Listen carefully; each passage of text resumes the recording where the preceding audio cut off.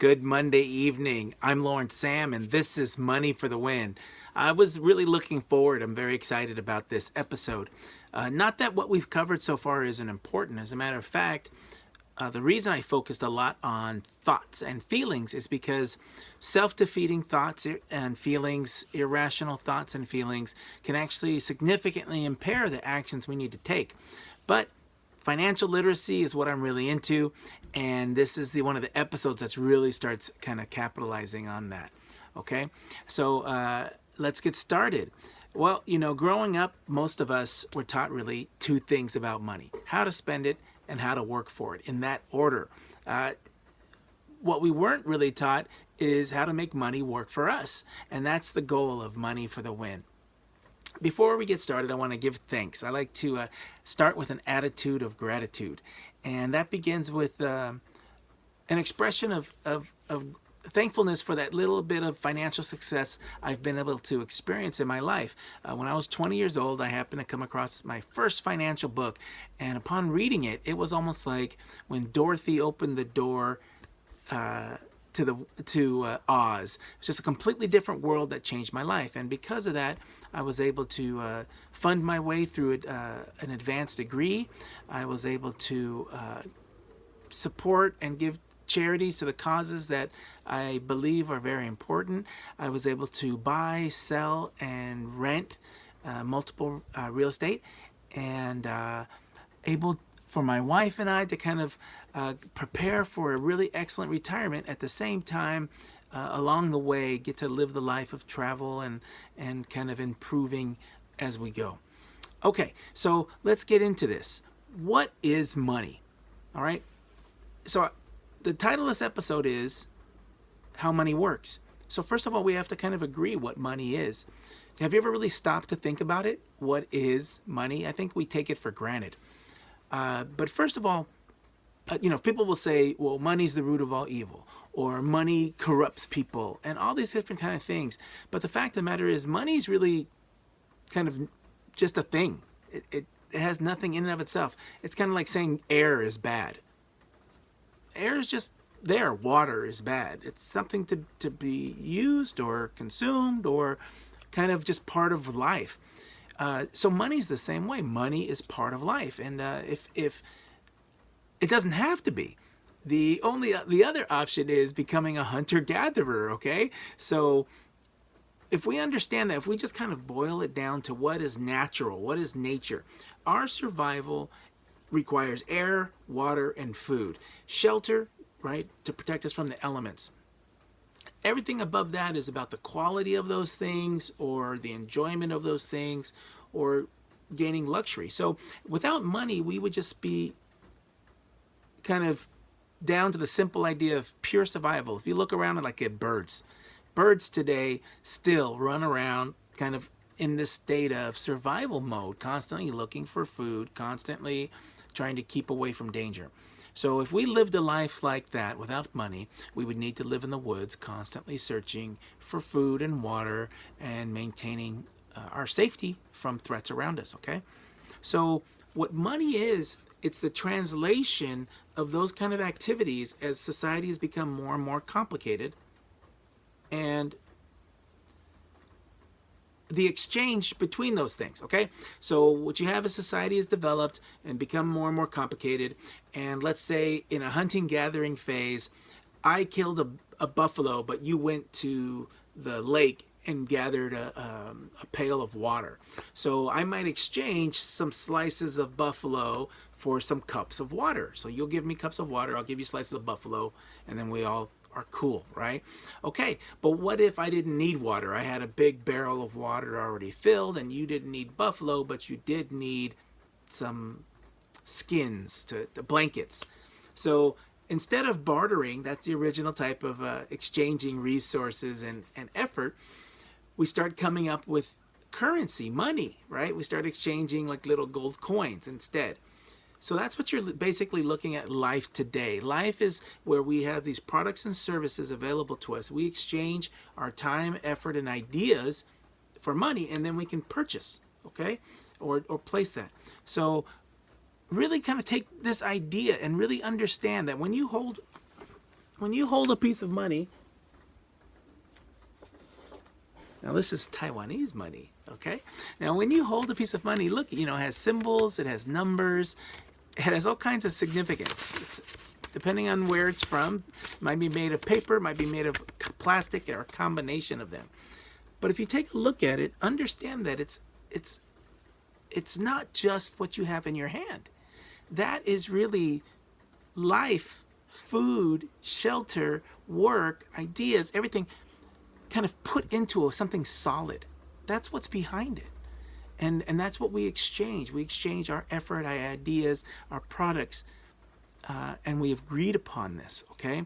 So when you understand that you earn your money, you have exchanged your effort to receive this money. And a lot of money is now digital. We don't even see it. It gets direct deposited into our bank, and then it's direct deposited into our mortgage. And then, it's really an interesting thing, okay?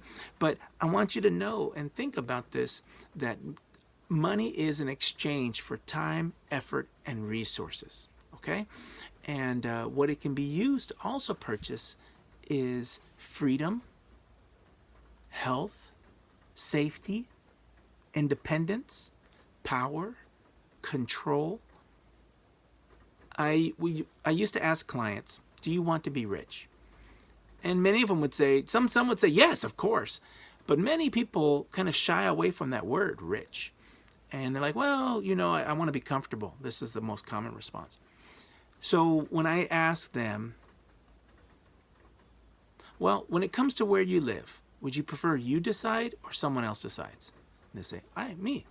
So when it comes to where you go to school or your kids go to school, do you want to decide? Do you want someone else to decide? And they say, me. And the question kind of goes on along those lines. So basically, the choice is, do you want to be in control or do you prefer other people make choices about your life? And that's what money is. So this is the goal, just to increase your amount of control and power and choice. Okay. All right. So let me cover another aspect of how money works. This is called cash flow. So, I was going to draw a diagram. Sorry, you're going to do without a diagram for today. Okay. So I want you to think of cash flow, just like that word flow, like water. Water flows. Water flows in and out, okay? So cash flows in and out. So I want you to think of a box. This is what the diagram would have been, okay? Think of a box and draw it into 4 sections, right? So you have a top 2 sections and a bottom 2 sections. All right. When money flows into our life, there's a word for that. It's called income. The money comes in. So think of it like a bowl. You have a bowl in your hand, and the water is being poured into that bowl. The water pouring into that bowl is income, okay? Money flowing into your life. Now, the next square over to that is money flowing out of your life. So think of pouring that water out of your bowl. That's expenses. Those are the things when you spend money, okay? Now, some of these concepts may be simple, and as a matter of fact, becoming wealthy is actually quite simple. It's just a matter of whether we learned it and then whether we applied it. Okay, so these concepts are simple too, because again, I'm addressing the vast majority of people who really aren't winning with their finances. Okay, so we got these 2 squares, income and expense. So water gets poured into our bowl and then we pour it out. That's expense. Okay, now let's go down below these next ones, starting on this side. This is called debt or liabilities. So this is our bowl, and the bowl has a hole in it. Okay, so when they pour that income in, automatically, even before we start pouring, there is a leak, and that's diminishing the amount of water in our bowl. Okay, those are debts and liabilities. So when you have a car loan, not only are you paying for the car, you have that expense that you're pouring water out, but it's also charging you interest, which is the water leaking. Okay, now the final square we have is what we call assets. Assets are things that actually generate more water in your life. So let's call that a water faucet. Okay? So sometimes you can use your water to purchase. So instead of an expense where you're pouring your water out, you're pouring your water in to purchase a faucet. And little by little, you can turn that faucet to generate income. Okay? So these are the 4 areas when we talk about cash flow: income, expense, assets, and liabilities or debt. All right? Now, Assets and liabilities are the opposites, just like income and expenses are the opposites, okay? Income is money in, expenses is money out. Assets is generating more income, whereas liabilities generate more expense. They charge you interest. Liabilities and debt charges you interest, whereas assets earn you income, okay? All right. Now let's get a little bit into how money works. Okay, so I've heard it said that money is a jealous lover. That if it gets the attention it wants, will be pampered. But if it's mistreated or ignored, it'll soon abandon us. So ask yourself, are you giving it the attention it wants or deserves? Or are you mistreating it or ignoring it? It'll abandon you.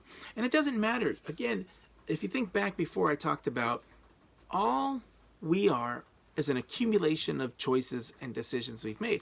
So we don't have to be past focused. We can be present and future focused. So regardless if you've had a history of mismanaging your finances and ignoring it and it's abandoned you, the fact that you have a source of income is key.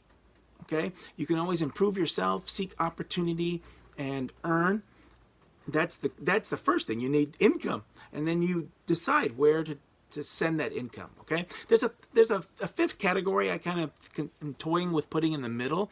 So you have income, expenses, assets, liability. So this little circle in the middle I'm considering putting is stuff.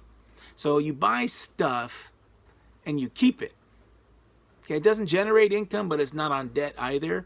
So there may be some value to it, but only if you sell it.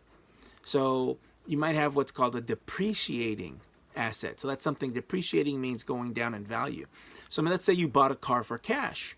Over time, so you keep it. You have the car. Over time, depending on the type of car and how you maintain it, it will reduce in value. All right. So we'll go back to this idea of money.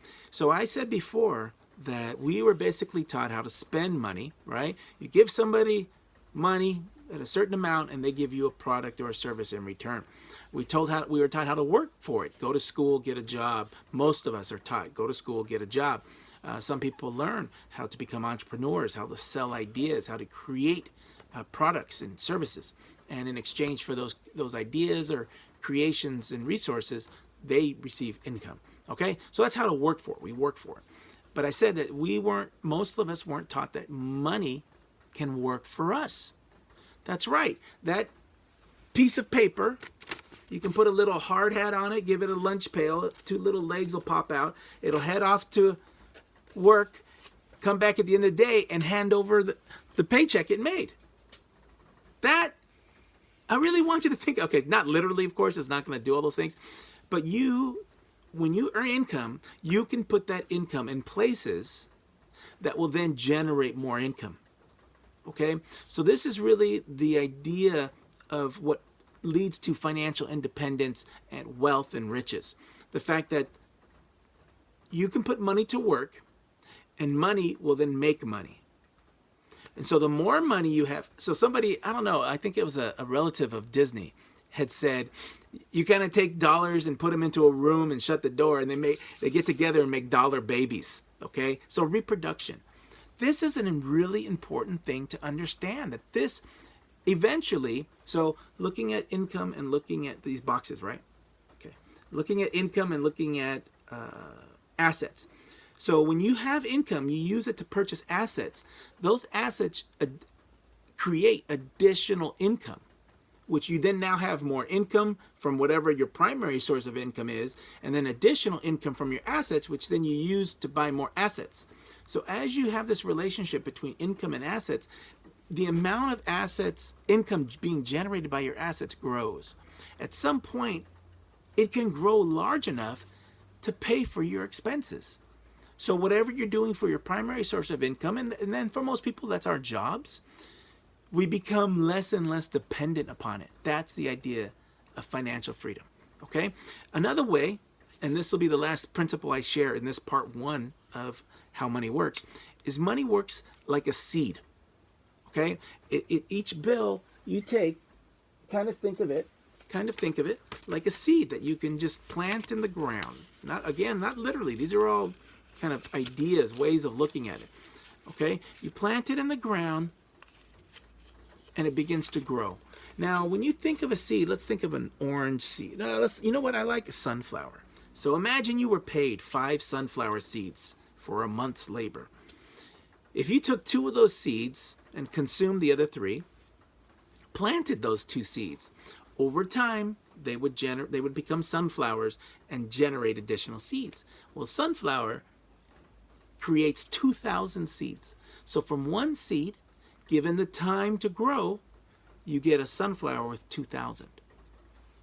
Now, money works the same way. The fact is, though, most of us aren't even planting those seeds. But if we were willing to, money will get to work for us. Okay? All right. So part 2, I'll go a little bit more into detail about how that happens.